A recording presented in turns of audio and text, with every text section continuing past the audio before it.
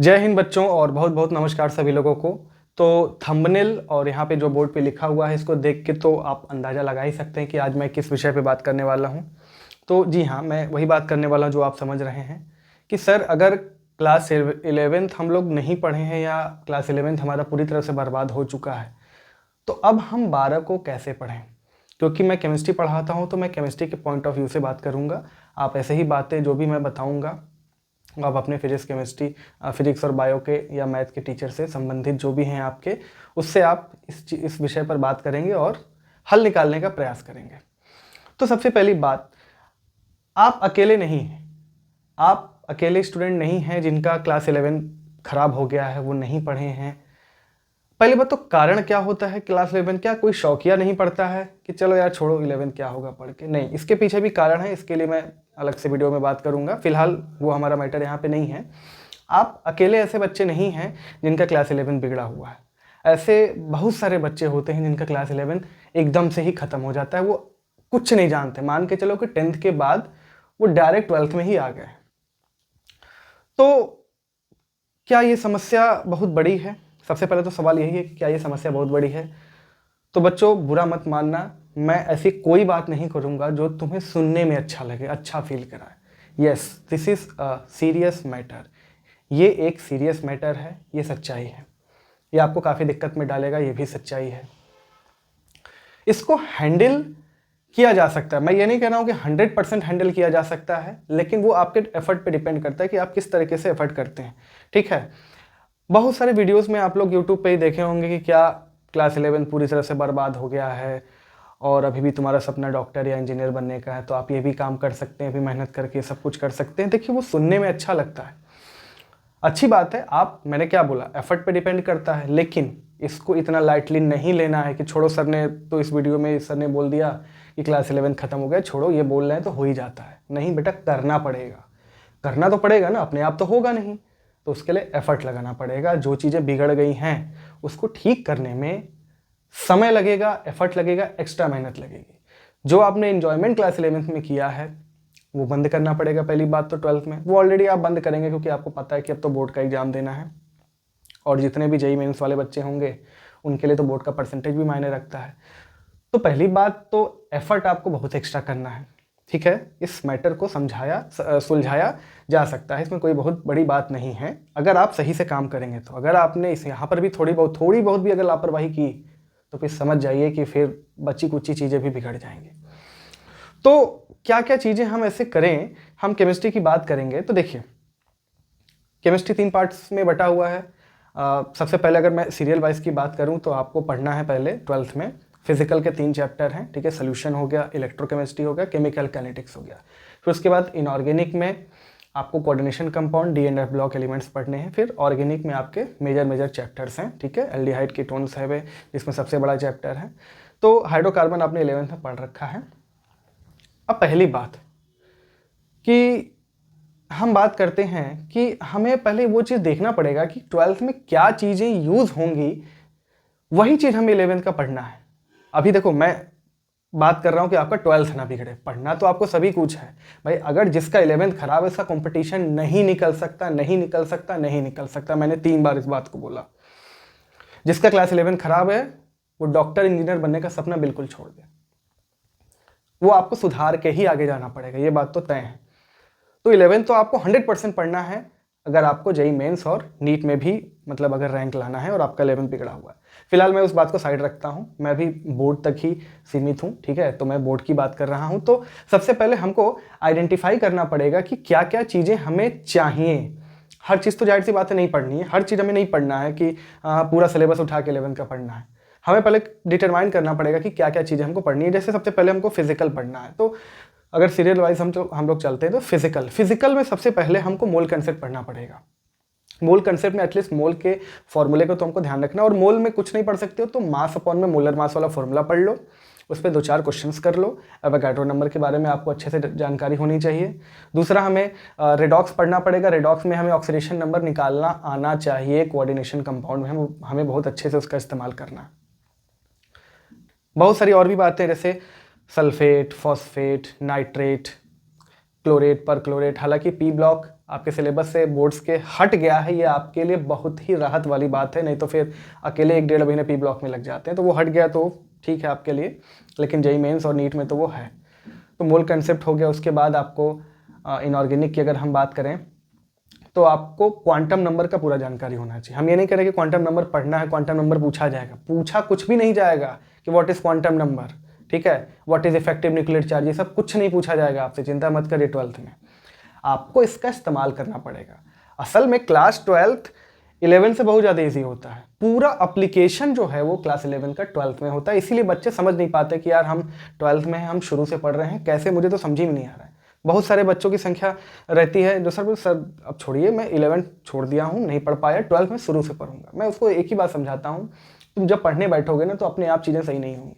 तुमने जो बिगाड़ा है उसे तुम्हें काफ़ी हद तक सही करके ही तुम जा पाओगे 12th में। तो क्वांटम नंबर हो गया। क्वांटम नंबर में एस पी डी एफ जो भी चीज़ें हैं, एस में कितने इलेक्ट्रॉन्स, मैं देखो पॉइंट बता रहा हूँ, उसको लिख लेना कहीं। ऑर्बिटल्स के बारे में पता होना चाहिए, जैसे एस पी डी एफ में सब में मैक्सिमम इलेक्ट्रॉन्स कितने होते हैं, शेल सब शेल, ये सब बातें हो गई। अफबाउ प्रिंसिपल यानी कि एनर्जी का बढ़ता हुआ क्रम, इलेक्ट्रॉनिक कन्फिग्रेशन, ऑर्बिटल्स में इलेक्ट्रॉन फिल कैसे करते हैं, हुंड-सोल, ये तो बिल्कुल ही आना चाहिए आपको, बहुत अच्छे से आना चाहिए। इलेक्ट्रॉनिक कन्फिग्रेशन से संबंधित सारी चीज़ें आनी चाहिए। दूसरा चीज़ है हाइब्रिडाइजेशन, केमिकल बॉन्डिंग में आप लोग हाइब्रिडाइजेशन पढ़ते हैं, वो भी अच्छे से आना चाहिए। साथ में ऑर्बिटल जो हम लोग पढ़ते हैं ना, P X, P Y, P Z, हालांकि पी नहीं है आप में, तो डी ब्लॉक में D X Y, D Y Z, D Z X, D X square minus Y square, D Z square, इसमें आपको नोडल प्लेन, नोडल सरफेस, ये सब कुछ नहीं पूछा जाएगा। लेकिन आपको इसका पता होना चाहिए कि लोब कौन कौन से डायरेक्शन में है, कौन कौन से एक्सिस में है, कौन अलॉन्ग द एक्सिस है, कौन इन बिटवीन एक्सिस है, इन सब का आपको जानकारी होना चाहिए। तो इनऑर्गेनिक में एटलीस्ट आप इतना कर लेते हैं तो आप ठीक ठाक पोजीशन में रहेंगे, आप लड़ सकते हैं। पहली बात तो अपने को लड़ने जैसा बनना है ना, कि हाँ हम लड़ सकें। उसके बाद हम बात करते हैं ऑर्गेनिक की। तो क्योंकि एक लगभग 50% आपका ऑर्गेनिक है क्लास 12th में, और जितना भी बेसिक्स ऑर्गेनिक था वो पूरा का पूरा क्लास 11th में। तो अब क्या हमको पूरा 11th का ऑर्गेनिक उठा के पढ़ना पड़ेगा, क्या फिर से 1.5-2 महीना लगेगा? नहीं, ऐसा नहीं करना है। मैं बता रहा हूँ ना, देखो सबसे पहला काम IUPAC पढ़ लो। और IUPAC ऐसा नहीं है कि आपको जीरो आता है, आप जैसे ही पढ़ना स्टार्ट करेंगे ना आपको कुछ कुछ चीज़ें याद होती जाएंगी। अब ऐसा थोड़ी कि आपको याद करना कि ये फ्लोरो क्लोरो ब्रोमो है, ये मेथिल एथिल, ये सब बेसिक चीज़ें आपको पता है।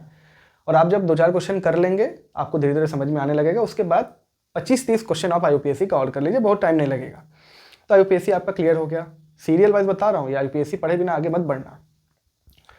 उसके बाद कुछ जनरल कंसेप्ट्स हैं जनरल ऑर्गेनिक केमिस्ट्री में, जैसे कि इलेक्ट्रॉनिक डिस्प्लेसमेंट। इलेक्ट्रॉनिक डिस्प्लेसमेंट में अब ये सब चीज़ें आपको बहुत ज़्यादा नहीं पढ़नी है कि परमानेंट इफेक्ट, टेम्परेरी इफेक्ट, बस थोड़ा सा नाम पता रहे।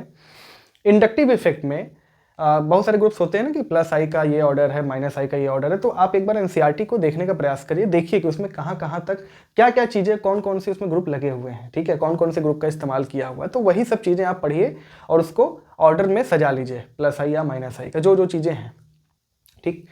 प्लस एम माइनस एम का थोड़ा जानकारी होना चाहिए कि हाँ ये प्लस एम है। जैसे कि रेजोनेटिंग स्ट्रक्चर में बात करूँ, रेजोनेटिंग स्ट्रक्चर बहुत ही अच्छे से आपको बनाने आना चाहिए, क्योंकि वहीं से आपको पता चलेगा कि जो इलेक्ट्रोफिलिक सब्स्टिट्यूशन रिएक्शन होता है ना, वहाँ पे जैसे कोई कंपाउंड ऑर्थो पैरा डायरेक्टर है कि मेटा डायरेक्टर है, तो इस बात की जानकारी आपको होनी ही चाहिए। तो प्लस एम माइनस एम ये सब चीज़ आप पढ़ेंगे।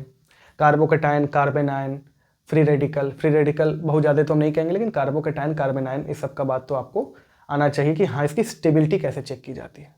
कार्बोकेटायन की रीअरेंजमेंट की हम बात बहुत ज़्यादा नहीं करेंगे, मैं बोर्ड्स की बात कर रहा हूँ। वैसे तो बहुत जगह पूछा जाएगा, रीअरेंजमेंट तो आना ही चाहिए आपको, शिफ्टिंग जो होती है। तो कार्बोकेटायन, कार्बन आयन के बारे में ये हो गया। रेजोनेटिंग स्ट्रक्चर देखिए आप बनाना बहुत अच्छे से सीखिए, क्योंकि बात यह है ना, जैसे कभी हमसे पूछा कि फिनॉल और कार्बोक्सिलिक एसिड में क्यों कार्बोक्सिलिक एसिड ज़्यादा एसिडिक होता है, तो वहाँ पे जो नेगेटिव चार्ज जाता है वो ऑक्सीजन पे जाता है। ये सब बातें आपको पता होनी चाहिए कि ऑक्सीजन ज़्यादा इलेक्ट्रोनेगेटिव है। तो बात आ गई ना वो इलेक्ट्रोनेगेटिविटी, यानी कि इनऑर्गेनिक केमिस्ट्री की बात आ गई। तो इलेक्ट्रोनेगेटिविटी भी हल्का हल्का हर चीज़ का जानकारी आप रखें। मतलब मैं ये कह रहा हूँ कि एकदम से ऐसा ना रहे, जैसा मैंने बोला ना कि 10th के बाद डायरेक्ट 12th में आ गए, तो 11th का आपको कम से कम 25% आना चाहिए। और परफेक्ट नहीं है कि परफेक्टली आपको आएगा तभी काम चलेगा, आप थोड़ा थोड़ा पढ़ते रहिए, फिर धीरे धीरे आगे बढ़िए। तो एक चीज़ तो है कि ये सब चीज़ें आपको आनी चाहिए। एक इसमें गलत धारणा बच्चे बना लेते हैं क्या, कि पहले मेरा जो पूरा छूटा हुआ है क्लास 11 का, पहले उसको पूरा पढ़ लिया जाए, तब 12th में कदम रखना है। ये भी गलत चीज़ है, ये भी गलत चीज़ है। कैसे?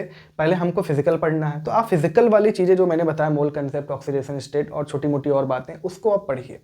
फिर आप लगाते रहिए क्वेश्चन को। ऐसा नहीं है कि आप 2 महीना आपने, मान लीजिए मार्च तक तो आपके एग्जाम चलते हैं या कुछ और काम भी होगा तो आप उसको करते होंगे, तो अप्रैल मई 2 महीना मुझे पूरा पढ़ना है क्लास 11, फिर जून से हम लोग 12th पढ़ें। नहीं, ऐसी गलती बिल्कुल मत करना।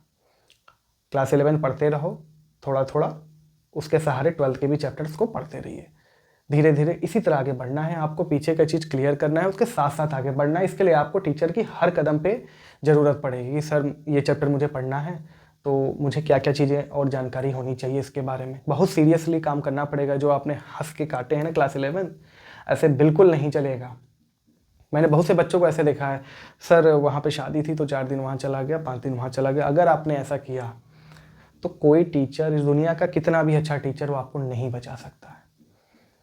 और एक सबसे बचपने वाली बात है, आप 12th में हैं, क्लास 10th में आप लोग जब भी आपने 10 दिया होगा, बहुत सारी चीज़ ऐसी रही होंगी कि इस टीचर ने पेपर आउट करा दिया, इस टीचर ने ये क्वेश्चन बता दिया, वहीं से सारे क्वेश्चन 10th में आ गए। तो 10th का सिलेबस इतना सा होता है, वहाँ पे टीचर को खुद पता है कि ये 5 चीज़ें सिलेबस में हैं, तो उस 5 में से एक तो आना है।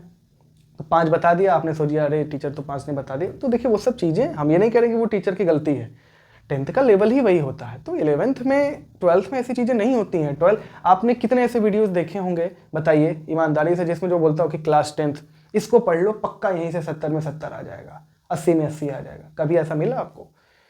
तो 12th में कहानी बिल्कुल अलग है, ठीक है। तो सबसे बड़ी जो गलत बात है वो कि पूरा 11 पढ़ के फिर 12th स्टार्ट करना है, ये काम मत करना। 11th अच्छे से पढ़ लीजिए, जो भी आपका चीज़ गड़बड़ है उसको पढ़िए, फिर 12th की चीज़ें पढ़िए, ठीक है। इसके सहारे आप चलते जाएंगे धीरे धीरे धीरे धीरे। फिर आप अक्टूबर नवंबर जब आएगा तो चीज़ें काफ़ी आपके अंडर कंट्रोल आ जाएंगे। फिर धीरे धीरे आपको 12th में जितनी भी चीज़ें की ज़रूरत है, उससे संबंधित जो 11 का चीज़ आना चाहिए, वो सब क्लियर हो चुका रहेगा, तो आपका पेपर अच्छा ही जाएगा। और एक बार आप थोड़े से अच्छे कंडीशन में जब चले जाएंगे ना, जब आपका क्लास 11 इतना ठीक हो जाएगा जिसके सहारे आप 12th को अच्छा कर रहे हैं, तो फिर देखिएगा कंपटीशन में भी आप कदम रखेंगे ना, जेईई या नीट के लिए, तो ऑलरेडी क्लास 11 फिर आपका कॉन्फिडेंस लेवल बूस्ट हो चुका होगा। तो 11 का जब चीज़ पढ़ने स्टार्ट करेंगे आप, और भी चीज़ें जो अभी तक आप नहीं पढ़े, जो 12th के लिए ज़रूरी नहीं थी, फिर वो भी चीज़ें आप पढ़ने लगेंगे तो आपको समझ में आने लगेगा, क्योंकि आपने आदत बनाई। सबसे बड़ी बात तो ये आदत बनानी होती है। जब 10th के बाद पढ़ने की आदत बनानी पड़ती है, उसी में टाइम जाता है।